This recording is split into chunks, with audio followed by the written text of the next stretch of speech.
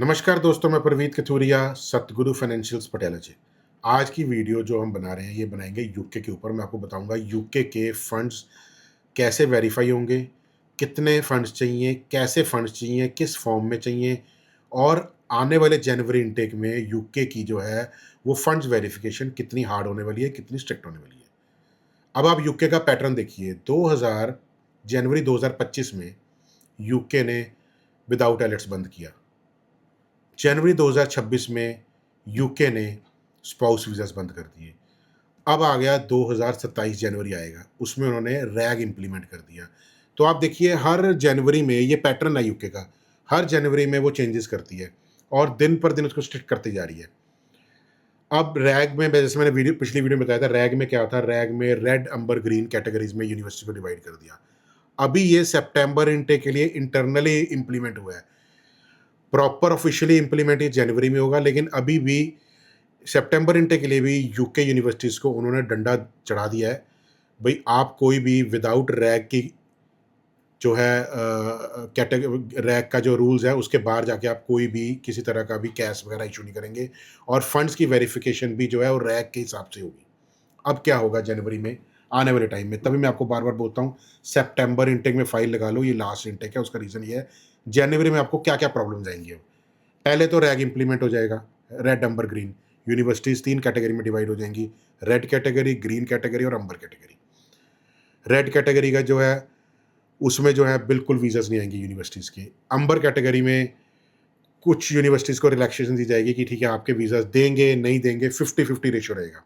लेकिन जो green category है, उन यूनिवर्सिटीज़ को वीज़ा बहुत जल्दी मिलेगा।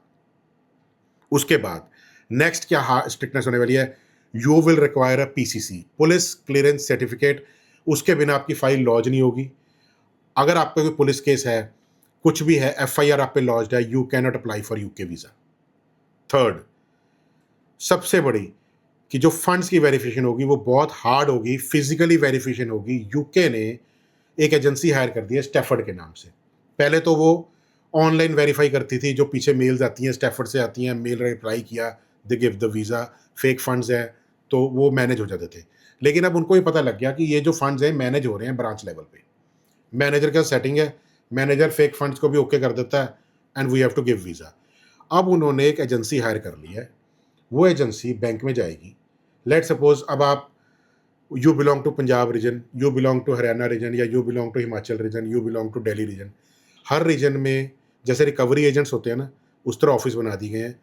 उनमें से आपकी इन्फॉर्मेशन जाएगी उनको मेल के थ्रू सुबह, मैंने एम्बेसी से सुबह जो उन्होंने बंदे रखे हुए हैं उनको अलॉट हो जाएंगे कि ठीक है कि तूने आज अंबाला में जाना है ब्रांच में, अंबाला के साथ 5 ब्रांचें तूने कवर करनी है, करनाल के साथ 5 ब्रांचें तूने कवर करनी है, पंजाब के है तो लुधियाना की ब्रांचेस आपने कवर करनी है, इंक्वायरी आई हुई है। वो क्या करेगा, वो जैसे आपके हरियाणा के है तो एक ब्रांच में जाएगा, लेट सपोज वो करनाल की ब्रांच में चला गया। करनाल की ब्रांच में जाके उसने सारे हरियाणा के जो भी उसको आए हुए हैं फंड्स वो ले लेने हैं। One by one physically bank में बैठ के मैनेजर के सामने स्क्रीन पे वेरीफाई करेगा कि फंड्स हैं, अवेलेबल हैं, जेन्युइन हैं, फेक हैं, कि ये इस पे एफडी है या ओडी है, ये वेरिफिकेशन होगी। फंड्स की इंक्वायरी बहुत हार्ड होने वाली है, और जो बच्चे के फंड्स फेक निकले, आपकी यूनिवर्सिटी की फीस वापस नहीं आनी, 10 साल का बैन लग जाएगा, you can not travel to UK. और ये भी उन्होंने बोला कि वो ये यूके यूके एम्बेसी जो है सारी एम्बेसी से ये शेयर करेगी कि you have provided fake document and you will not get the visa for other countries also very soon. In May 2027 it will be implemented. तो इसलिए बता रहा हूँ, सितंबर इनटेक आपका लास्ट इनटेक है, आप इजीली जा सकते हो। जनवरी में फंड्स सब हार्ड हो जाएंगे। फंड्स की वेरिफिकेशन तो अभी भी बहुत हार्ड हो रही है। अगर आप जेन्युइन फंड्स नहीं कराओगे तो आपके बैन हो भी 10 साल के लिए सितंबर इनटेक में। लेकिन सितंबर इनटेक में भी रैग इंप्लीमेंट नहीं हुआ, तो इसलिए आपको वीज़ाज अच्छे मिल जाएंगे। इसलिए आप पुरानी ही रूल्स के हिसाब से आपको वीज़ाज मिलेंगे। तो don't miss September intake. September intake के फंड्स अगर आप आज रखाओगे मेरे पास, लेट सपोज टुडे इज़ 1 जुलाई या 2 जुलाई, आपने फंड्स रखा दिए। फंड्स रखाने के बाद आपके जो हैं 1 महीना होंगे जाके 5 अगस्त को, क्योंकि एम्बेसी कहती है आपकी जो स्टेटमेंट है it should be 28 days old, और जो बैलेंस सर्टिफिकेट है it should be on 31st day.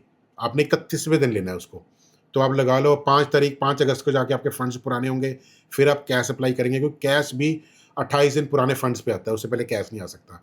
तो कैश आएगा, 20 दिन कैश को लग जाएंगे, आपका 20-25 अगस्त तक या 20 अगस्त तक आपका कैश आता है, उसके बाद आप फाइल लगाते हो, तो 15 सितंबर इज़ योर इनटेक। तो इसलिए मैं कह रहा हूँ आप लेट हो जाएंगे, नेक टू नेक अभी भी टाइम है। जो बच्चे फंड्स कराना चाहते हैं यूके के, सतगुरु फाइनेंशियल विजिट करो। सतगुरु financial pan India verifiable funds करती है। हमारे हेल्पलाइन नंबर स्क्रीन पे आ रहे होंगे, आप हेल्पलाइन नंबर पे कॉल करके सारी इन्फॉर्मेशन ले सकते हो, लेकिन मैं आपको प्लीज़ रिक्वेस्ट करूंगा कि आप हेल्पलाइन नंबर पे कॉल करने की बजाय पर्सनली विजिट कीजिए ऑफिस में, क्योंकि जब विजिट करेंगे आपको ज़्यादा क्लैरिफिकेशन होगी फंड्स की, रादर देन ऑन फोन।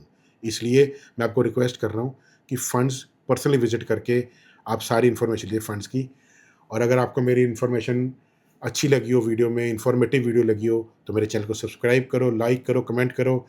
कल मिलेंगे नए वीडियो में, नई इन्फॉर्मेशन के साथ, नई कंट्री के साथ। Thank you.